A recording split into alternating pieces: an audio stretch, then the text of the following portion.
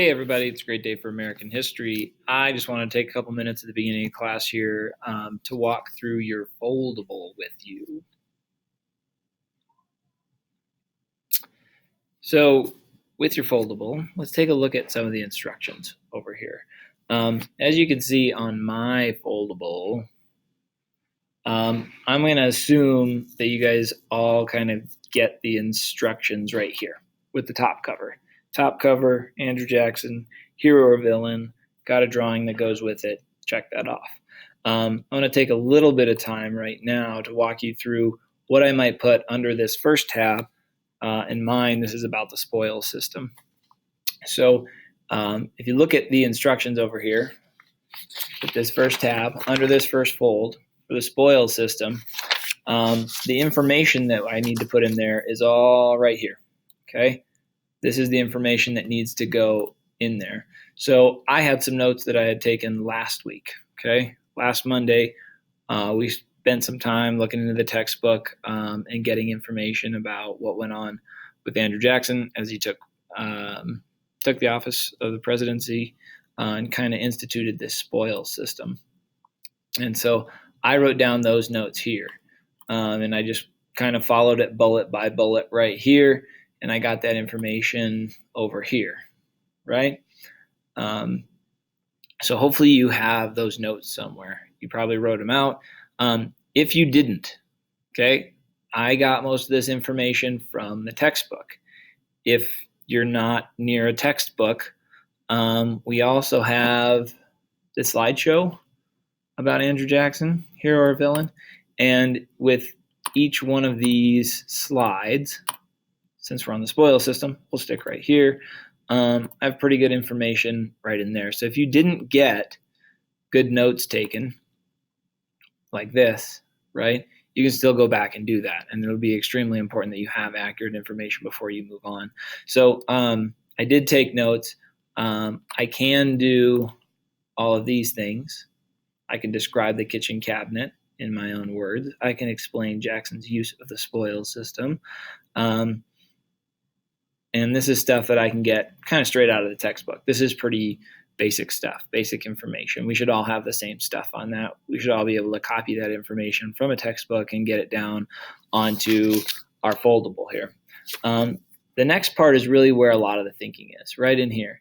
Determine whether Jackson's actions or decisions and reasons are positive or negative. So I'm trying to say whether or not this spoils system is a good thing or a bad thing.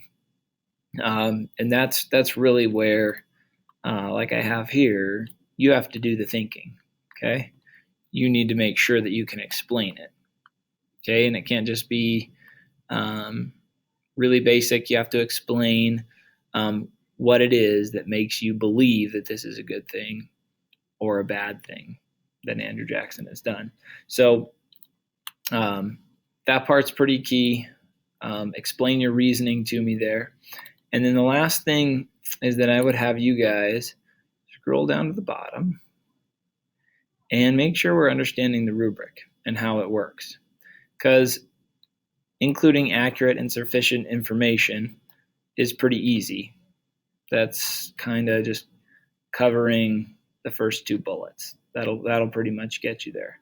This part here, where you're kind of introducing Andrew Jackson as a complex character, gets a little bit trickier. You really need to think about who this guy Andrew Jackson was, what his intentions were, what he said his intentions were, and try to point out how those things maybe didn't always match up. Right. For example, in the case of the spoils system, Andrew Jackson would have said that his intentions in instituting a spoils system were to make the government more democratic. I don't necessarily believe that. I think that his intentions were motivated by his own desire to be reelected. Right. And I'd need to say something about that, how on the face of it, he can sell it to the people as if the spoils system was a good and democratic thing. However, to me, I see him using the spoils system as a tool to get himself reelected, right? It's not just, it's a little bit more complex than, oh, he just loves the people and he's the hero of the common man. I'm not saying you can't say that he is, um, but you need to make sure that you're showing a complex character, one who might say one thing and do another, right? That's where you're going to get some character complexity there. If you keep going down this, the big thing is that all your graphics, they don't have to be perfect. Okay. I'm pretty proud of my sketching here. It's not amazing, but it has to have something to do with the overall meaning that you're trying to convey. Okay. It can't just be random images.